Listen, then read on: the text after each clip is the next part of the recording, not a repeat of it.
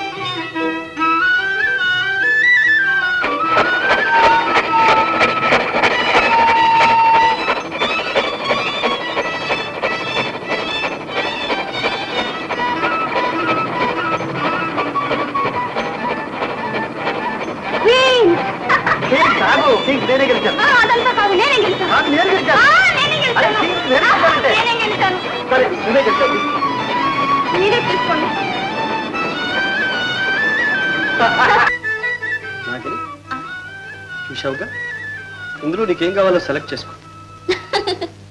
బాగుంది. నాకు ఏ జ్యువెల్స్ బాగుంటాయో మీ కళ్ళకి తెలియాలి. మిస్టర్, వీటన్నిటికీ బిల్ వేసి పంపించు. Thank you so much. అదేం ఖర్చు తలుచుకుంటే గుండెలు బయలుపోతున్నాయి. 80,000 పెట్టి కారు కొన్నాడు. ఆ ఉంచుకున్న దాన్ని పక్కన వేసుకుని దేశం అంతా తిరుగుతూ ఉన్నాడు. మరి చేసుకున్న పని ఎట్లా ఊరుకుందయ్యా? ఊరుకోవయ్యా, నీ చేస్తాం గాని వాడికి పెళ్లి లేదు, పెటాకులు లేదు. వకీల్ గారు, లక్షలకు లక్షలు ఇలా ఆరతి కర్పూరం లాగా తగలేస్తూ ఉంటే ఆస్తి ఎలా నిలబడుతుంది?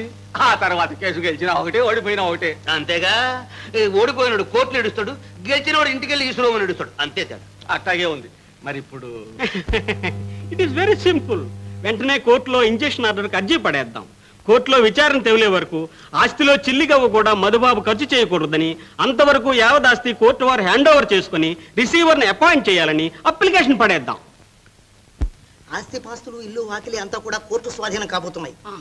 మీ దగ్గర ఏమైనా నగలుంటే అవి జమీందారీలోవే అని చెప్పేసి కోర్టు పరం అయినా కావచ్చు. అవి నా చేతికి ఇస్తే తీసుకెళ్లి బ్యాంకులో సేఫ్ వాల్ట్లో వేసేస్తాను.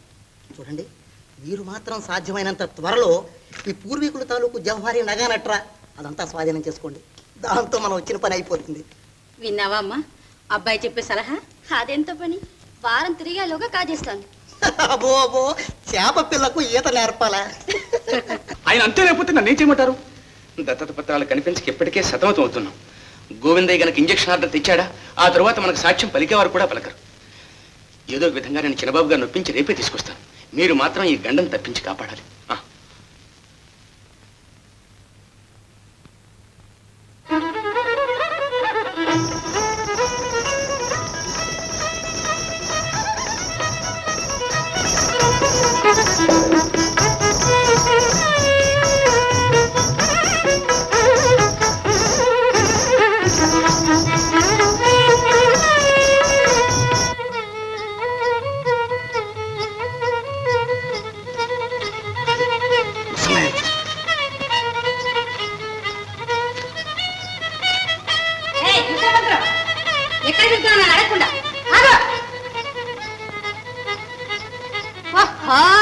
వయసు పెరిగేకుంది, బుద్ధి తరుగుతూ ఉంది పంతులకి.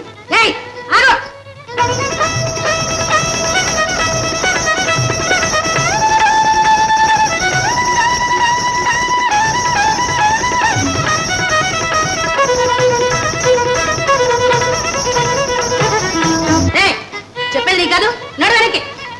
బాబు గారితో నాకు అవసరమైన పని దారి కట్టులు. వారు చూడడానికి వీలేదు. మర్యాదగా వచ్చిందారు నడవ.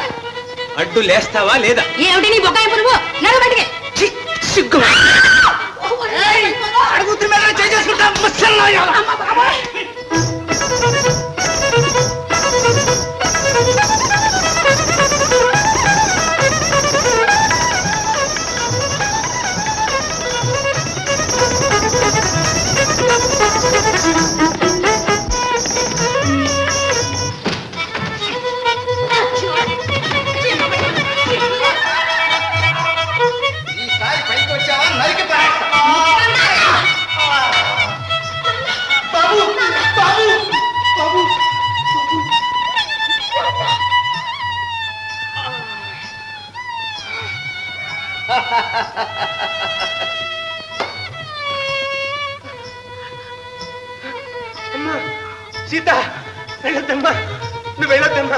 నా మాట వినమ్మా. ఈసారి నా నీ ముసలాయాల్ని మక్కిలు ఎరగదంతాను. ఎక్కడికి కులుకుతూ ఊరేగుతున్నా? ఆగో, అడుగు ముందుకేసాంటే పళ్ళు రాయబడతాను. నీది ఒక ఆడ జన్మేనా? ఏమిటో కూసా? ఆగో ఆగో, నీ రంకుముఖ అడవుతాడున్నావా? ఏమైందో చూసావుగా? జాగ్రత్త, అడుగు ముందుకు వేసావా ఈ ఇంట్లోంచి ప్రాణాలతో బయటకు వెళ్ళారు.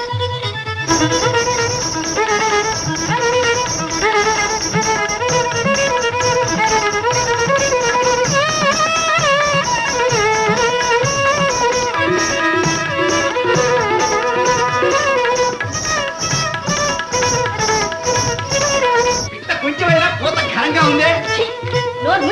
నీచుడా, అగో పిలుచుకుపోదాం అనుకున్నావే, ఎక్కడికి వెళ్తావే? అడుగు ముందుకు వేసావా? జాగ్రత్త.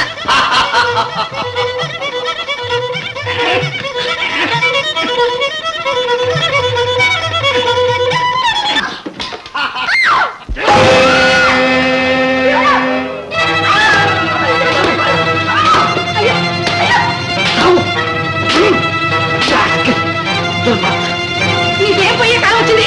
సిగ్గులేదు? నా భీముడు పడతా ఉంటా. ఏంటంతా వీడి చేతిలో పడిపోను, దాన్ని వెనకేసుకొచ్చి భీముడిని గొడ్డలు పట్టాడు కొడుతున్నాడే. ఏమిటి జబర్దస్తి? ఇష్టం ఉంటే దాంతోనే కొలకండి, నేనే వద్దన్నానా?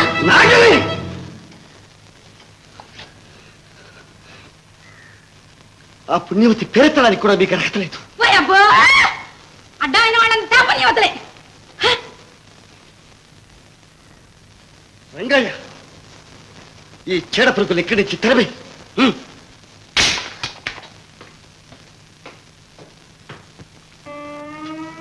సీత, నువ్వెందుకు వచ్చావు ఈ నరకంలోకి? నీ నాన్నగారు లేరు. నాన్నగారు మేడపై నుండి కిందకు తోసేశారు. నాన్నగారు ఎవరు? వాళ్ళే.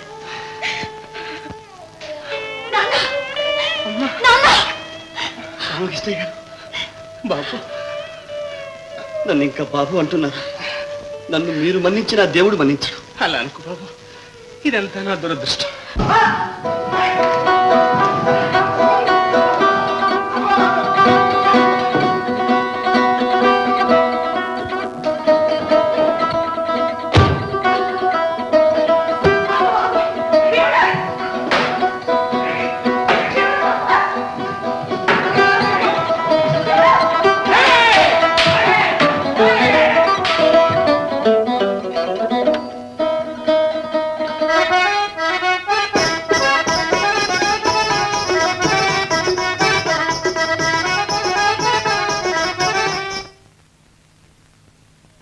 దావా ఆస్తి అన్యాక్రాంతం కాకుండా రిసీవర్ను నియమించవలసిందని గోవిందయ్య గారు పెట్టిన పిటిషన్ ఆమోదించి ఎస్టేట్ తాలూకు స్థిరచరాస్తులన్నీ స్వాధీనం చేసుకోవాల్సిందని కోర్టు ఉత్తర్వు. ఇదిగో చూడండి, రిసీవర్ గారు త్వరలోనే వస్తారు. ఈ లోపల బంగ్లాలో ఉన్న చరాస్తులన్నీ జాగ్రత్త తయారు చేయించండి. ఇల్లలుకగానే పండుగ కాదు గోవిందయ్య, చిన్న ఇంటి వాసాలు లెక్క పెట్టావు. ఈ పాపానికి ప్రాయశ్చిత్తం అనుభవిస్తా. కనిపిస్తూనే ఉంది లేవయ్యా, ఎవరు అనుభవించేది నువ్వు?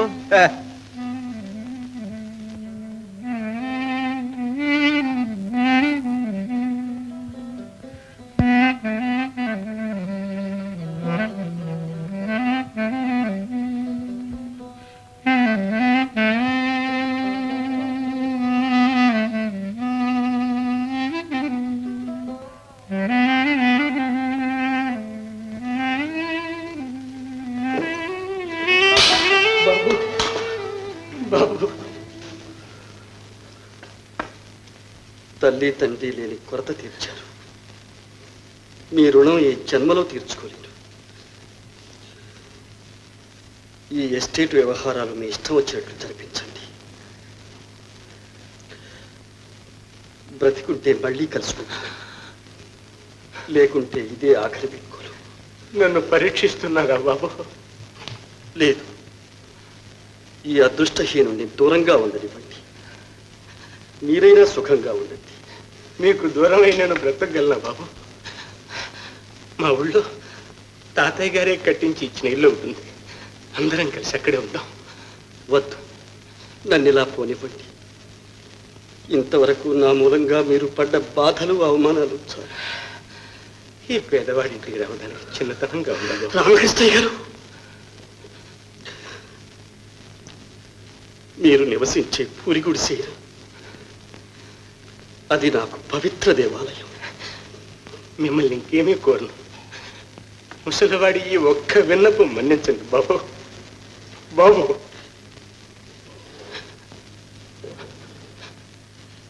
రంగయ్య, మధుబాబు గారు పెట్టే బెట్టింగ్ నాన్నగారి బండిలో పెట్టించు.